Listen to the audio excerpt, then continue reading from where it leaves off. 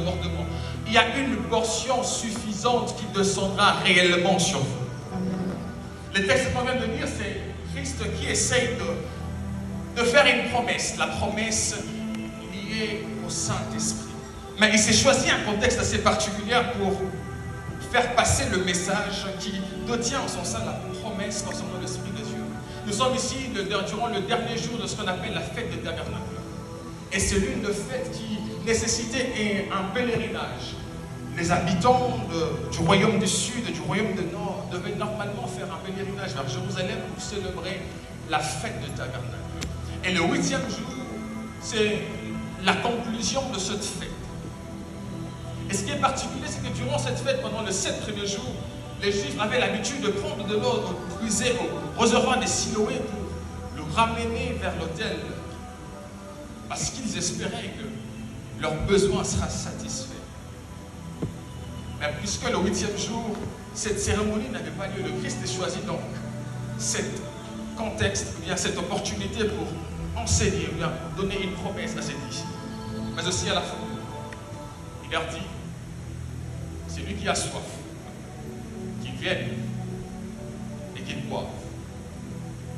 Celui qui croit en moi, le fleuve d'eau vive couleront de son sang. Regardez le détail que le Christ commence d'abord à fixer à l'initiale de cette phrase. Il dit, c'est lui qui a soif, qu'il vienne et qu'il boive. Les amis, le point de départ pour faire l'expérience du débordement, c'est la soif. Si vous n'avez pas soif, les amis, vous n'êtes pas éligibles pour expérimenter les débordements. Le Christ lance l'appel à ceux qui ont soif. Il dit, celui qui a soif, qu'il vienne et qu'il boive, les amis. Si on ne sait pas voir à l'intérieur de vous un besoin qui vous rend conscient, ou bien qui vous pousse à désirer la présence de Dieu pour être suffisamment débordé, les amis, vous ne serez pas en mesure d'expérimenter les débordements, les amis. Les débordements, c'est l'affaire de ceux qui ont réellement soif de Dieu. Les débordements, c'est une invitation qui est lancée à ceux qui reconnaissent le besoin de leur âme. Quand le Christ parle ici de soif, il ne parle pas d'avoir soif de l'eau. Il parle de connaître, mais de reconnaître, mais d'avoir conscience de son besoin intérieur, de son besoin spirituel. Prendre conscience que j'ai besoin de Dieu, les amis. Aussi longtemps qu'il n'y a pas ces besoins au plus profond de vous, vous ne serez pas éligible pour faire l'expérience du débordement. Permettez-moi de le dire, les amis, bien de vous poser la question de savoir, est-ce que vous avez réellement soif de Dieu en cette soirée? Est-ce que vous êtes venus tout simplement pour compléter les chaises, pour combler le vide, pour assister quelqu'un, ou vous êtes venus réellement ici dans cette salle parce que vous avez soif de Dieu et vous voulez expérimenter réellement le débordement? Une question encore que j'aimerais vous poser. Est-ce que vous connaissez exactement ce dont vous avez soif? Permettez-moi de le dire ainsi. C'est lui qui sait identifier la nature de sa soif, c'est identifier l'élément satisfaisant. Si vous ne connaissez pas ce dont vous avez besoin, vous ne prenez pas conscience de l'élément qu'il faut pour satisfaire votre soif. Si vous n'êtes pas conscient que votre âme a réellement besoin de Dieu, les amis, vous ne prenez pas vos pas pour courir rapidement vers la personne de Jésus.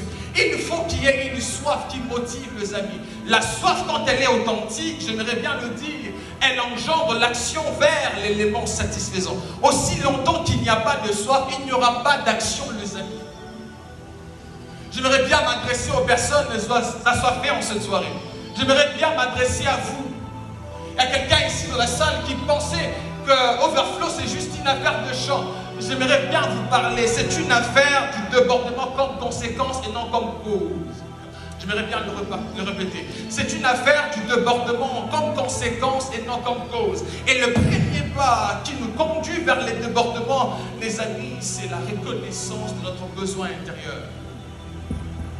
Il lance l'appel, il dit, c'est lui qui a soif, qu'il vienne et qu'il boive.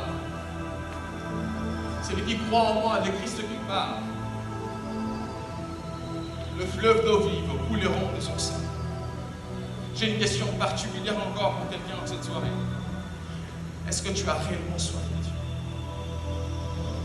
Les amis, on va chanter, on va danser. Mais une question qui, j'aimerais bien laisser en suspense, à laquelle chaque personne devrait répondre, c'est de savoir est-ce que vous avez réellement Permettez-moi de le dire de Job. Et Christ, après ça, il présente le débordement non pas comme une cause, mais comme une conséquence. Il dit, celui qui croit en moi, le fleuve d'eau vive couleront de son sang. Il utilise une métaphore pour illustrer tout simplement les débordements que doit expérimenter toute personne qui croira en son œuvre salvatrice. Il dit, le fleuve d'eau vive couleront de son sang. Étudions ensemble ces deux concepts. Déjà, chez les Juifs, quand on parle de sang, cela renvoie soit à l'intimité ou bien à la proximité, cela renvoie soit à l'être intérieur. Et quand il dit que le fleuve d'eau vive, cette expression est tirée de l'Ancien Testament quand Dieu a annoncé cela au prophète Isaïe. Cela renvoie tout simplement aux bénédictions spirituelles ou bien à la plénitude de l'Esprit qui devra descendre sur ceux qui croient. Permettez-moi de fixer ces points. Les amis, quand il y a débordement, il y a manifestation. Vous ne pouvez pas être débordé sans pour autant manifester les éléments qui confirment que vous êtes réellement rempli à l'intérieur de vous. Si je prenais avec moi une bouteille d'eau que je mettais de l'eau, quelle est la chose qui vous permettra de savoir qu'il y a un débordement dans cette bouteille? C'est quand vous serez en train de voir de gouttes d'eau tomber, n'est-ce pas? C'est quand vous serez en train de voir de gouttes d'eau tomber par terre. C'est là que vous allez vous dire, il y a certainement un débordement. Les amis, c'est pareil avec l'Esprit de Dieu. Ça veut dire que lorsque nous croyons en Jésus, l'Esprit de Dieu vient habiter en nous et la transformation qu'il apporte avec lui à l'intérieur de nous ne reste pas qu'à l'intérieur. Cela finit par se manifester à l'extérieur de nous. C'est la raison pour laquelle nous parlons d'un débordement. Ça veut dire un contexte qui fait en sorte que l'élément contenu à l'intérieur puisse se manifester à l'extérieur. Les amis, l'une des choses qui va attester que nous sommes réellement débordés de l'Esprit de Dieu, ce sont les valeurs du royaume qui seront visibles au travers de nous. Les amis, quand il y a débordement, je le répète, il y a manifestation. Il doit y avoir des évidences. Je suis fatigué de cette génération qui aspire au débordement. Et après ces concerts, la même personne ici de la salle va pour insulter un frère à l'extérieur. J'ai été choqué un jour, je suis allé dans un programme de prière. La gloire de Dieu était présente. Les gens étaient en train d'aspirer à la gloire de Dieu. Et les gens étaient en train de pleurer. Je pouvais repérer dans la salle une sœur qui pouvait désirer Dieu.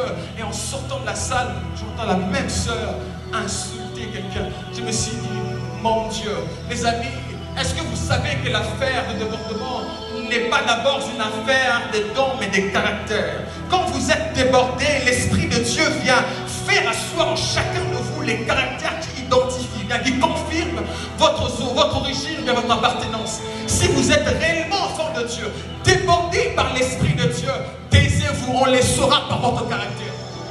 Le temps est fini, les amis, où l'on ne doit pas croire que le débordement est une affaire de dons spirituels. Pas seulement ça, ça va plus loin que ça. Plus loin que ça, les amis.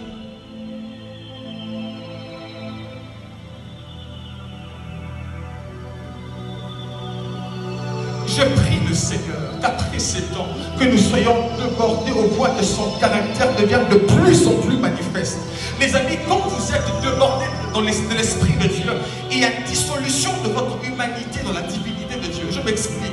Quand vous êtes débordés, vous perdez des choses et Dieu devient de plus en plus manifeste au travers de vous. Jean-Baptiste est quelqu'un de débordé. Il savait la révélation. Il dit qu'il croisse et que je diminue. Quand il y a débordement, vous disparaissez. On pouvait voir que le Seigneur au travers de vous, quand vous avez expérimenté les débordements. Permettez-moi de finir. Les amis, quand nous sommes débordés, nous devenons de vecteurs d'influence et de bénédiction. L'apôtre Jésus-Christ le dit. Il dit, celui qui croit en moi, le fleuve d'eau vive couleront de ce sang. Est-ce que vous savez que le fleuve ne reste pas statique? Le fleuve doit bouger pour atteindre d'autres rivières. Est-ce que vous le savez? C'est ça, les amis. C'est une affaire de débordement. Après ces temps, ma plus grande prière, que chaque personne, peu importe ton secteur d'influence, que tu deviens un porteur d'influence. Peu importe ton secteur, que tu sois entrepreneur, quand les débordements arrivent chez toi, tu deviens porteur de la sémence d'influence. Il n'existe pas de débordés sans influence. Les amis, vous ne pouvez pas dire que vous êtes débordé